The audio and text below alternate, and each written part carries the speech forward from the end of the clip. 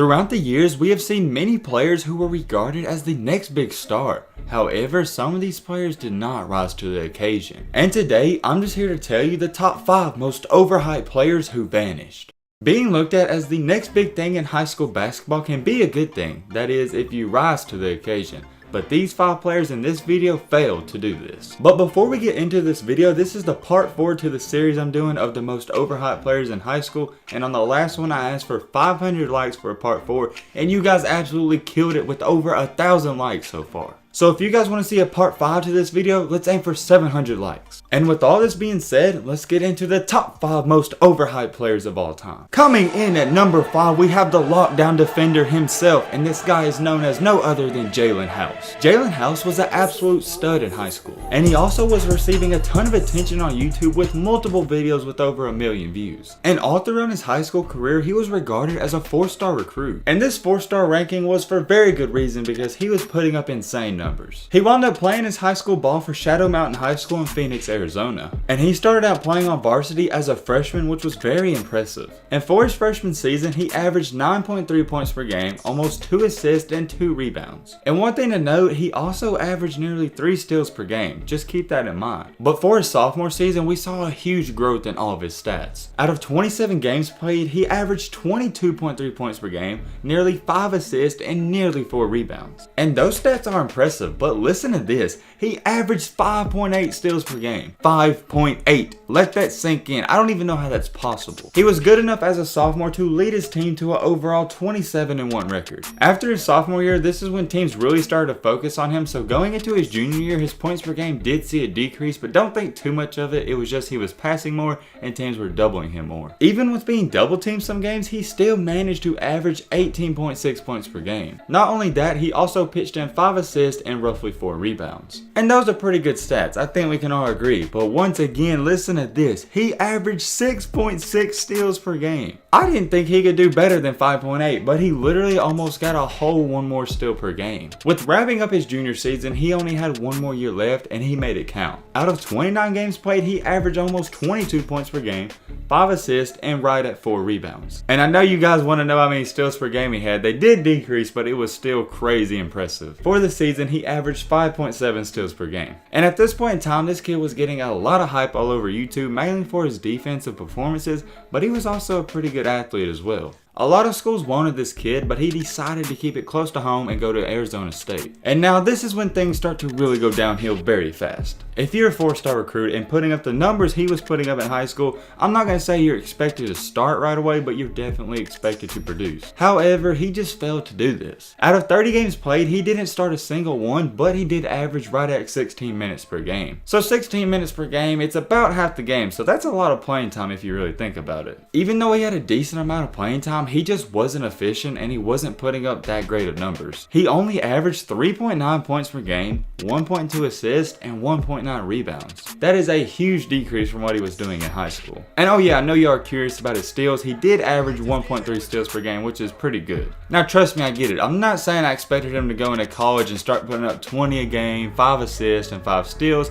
but it was just a huge decrease and he was not the same player as he was in high school. And it's not like he wasn't shooting the ball. He was shooting it just wasn't going in. He shot a very terrible 27% from the field. And it gets worse, his 3-point percentage was only 26%. And all in all, Jalen House just really struggled this year. He was only a freshman though, so we gotta give him the benefit of the doubt. I think once he gets comfortable, maybe a sophomore or junior year, he can really turn it around and be that player we expected him to be. But he hasn't shown any signs of that whatsoever. So this is why Jalen House comes in at number 5 on our list. Coming in at number 4 on our list, we have a YouTube sensation known as no other than Chase Adams. Chase Adams, man, this is a little bit of a throwback, but if you've been watching YouTube for a while, you've seen this kid before. He is most famous for having a video on YouTube with 15 million views when he was only in 7th grade. And when he was in middle school, he was regarded as one of the top players. However, you guys know this fades out fast because middle school rankings really don't mean that much. But however, going into high school, he was actually good enough to be labeled as a 3-star recruit. And he was really short. He was only 5'8" and 140 pounds, so to be a 3-star recruit, that's pretty impressive. When he was coming up in middle school, he had a lot of hype obviously for his YouTube videos, but as he started getting older, that hype just slowly died down. But even when he was in 9th grade, he has a video that's sitting at almost 2 million views. But after his 7th, 8th, and even 9th grade year, we really didn't see all that hype and attention on YouTube anymore. And I can see why the hype died off pretty fast, because when he got to high school, his competition really just started to catch up to him. So all those quote unquote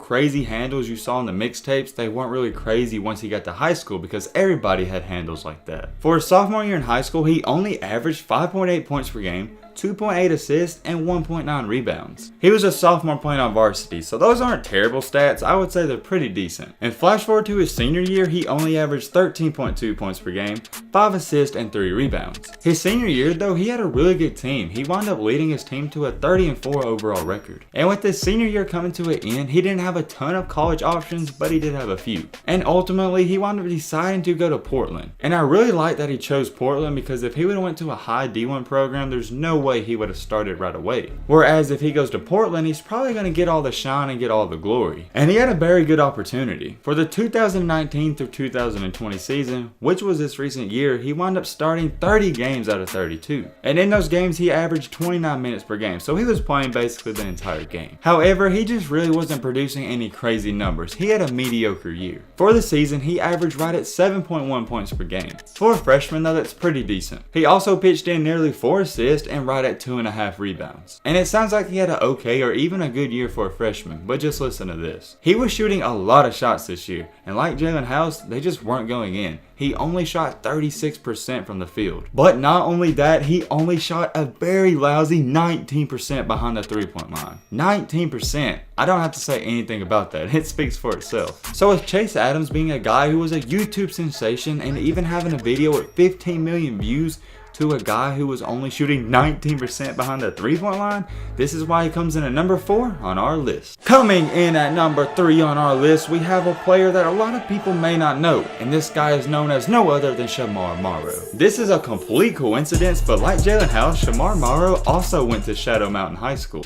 And this was not planned at all, so this is just really ironic. When Shamar Morrow was in middle school, he was regarded as the #1 player for roughly 2 years. However, this hype died off extremely fast. Once he entered high school, he saw a huge hit to his ranking, and he only was regarded as a 3-star recruit. However, even though he was just a 3-star recruit, he maintained and earned that ranking. And for his high school career, it was just kind of weird, and it just got worse for him. When he was just a sophomore, out of 24 games played, he averaged right at 10.6 points per game. Not only that, he also pitched in 2 assists, 2 steals, and 7 rebounds. So for just being a sophomore on varsity, that's really good. But keep in mind, this guy was regarded as the #1 player in middle school, and for being a #1 player, those aren't #1 player stats. They're good stats, don't get me wrong, but for what he was once doing, those aren't that great. There was even video footage of this kid dunking at 13 years old. With all that being said, let's head to his junior season. For his junior season, he averaged right at 12 points per game, 0.8 assists, and 8 rebounds. All in all, those are pretty solid numbers, but that's all they are. They're just solid. They're not really good or great. And for his senior year, it wasn't bad. He just put up around the same stats as he did his sophomore junior year. So unlike a lot of players on our list, Shamar Morrow didn't see a huge decrease in his stats. But I have to put him at number 3 on our list because all the hype and attention he was receiving at such a young age, and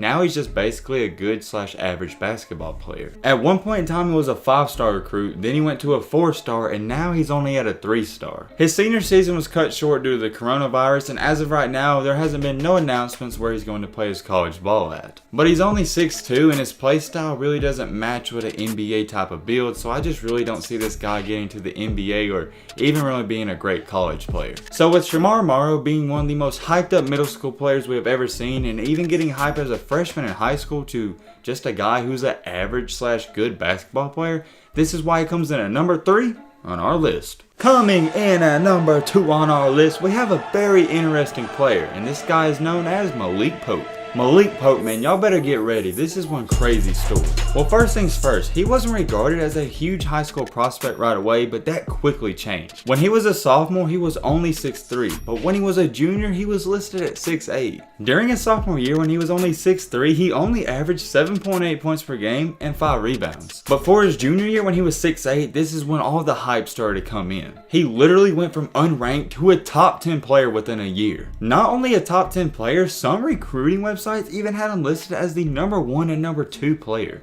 And for his junior year, he put up 16.3 points per game and 7 rebounds. And with Malik being a top 10 player in the class of 2014, everything seemed great for this guy. However, this is where we take a drastic turn. Heading into his senior year, he wound up tearing his meniscus and missed his entire senior season of high school. So with that being said, they dropped him from a 5-star to a 4-star. But not only that, he dropped out of the top 10 for his class all the way down to number 55. That's insane and just crazy and unfortunate because there was nothing he can do about it. He just got hurt. But with still being listed as a 4-star recruit, almost every college in the country wanted this kid. But ultimately, he wound up signing with San Diego State. And with him coming in as a freshman, think about it. He was a 5-star recruit as a junior, so people were expecting him to be a one and done. But he just really struggled and couldn't put all the pieces together for this year. He didn't start a single game and only averaged 5.1 points per game. But at this time, everybody's like, yo, he's a freshman and it was his first year back from injury. We gotta give him some time to recover. But for his sophomore year, it was much of the same thing. He only brought his points up to 7.3. Now this is when everybody started to really worry about him and was like, yo, is he gonna be a bust or what's up? But I gotta give credit where credit is due. He shut the haters up. He brought his points per game all the way up to 11, which isn't great by any stretch, but it's improvement. But with 1 year left of college basketball, people wanted to see, was he really that 5-star recruit we thought he was or not? And he answered the question, and he just proved that he was an average and okay player. For his senior season, he only averaged 12.8 points per game. And all throughout his 4-year career at San Diego State, he was pretty efficient when shooting the ball. He's just not a real legit NBA prospect. With Pope going undrafted in the 2018 NBA draft, he wound up joining the LA Lakers in the Summer League. And right shortly after that, on August 10th of 2018, he wound up signing and starting his overseas career playing for a Greek team. And that went okay for him. There was nothing really too crazy or anything special to say about that. But flash forward in time to January 13th of 2019, Malik Pope signed with another NBA G League team known as the Greensboro Swarm. And as of now, and when I'm making this video, that is the up to date on Malik Pope. So with Malik Pope being at one time regarded as a top 10 player in the class of 2014, a 5-star recruit, and a guy who could go to the NBA after 1 year of college, to